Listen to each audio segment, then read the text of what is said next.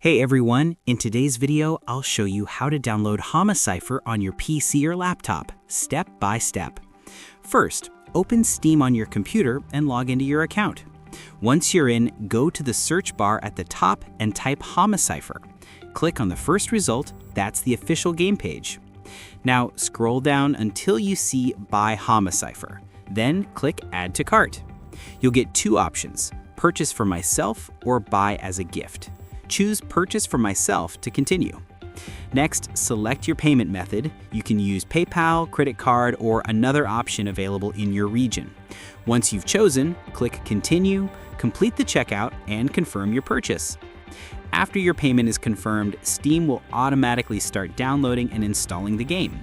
When the installation finishes, go to the Library tab at the top, click Games, and you'll find Homicipher listed there. Finally, click play and you're ready to dive into the world of Homicipher.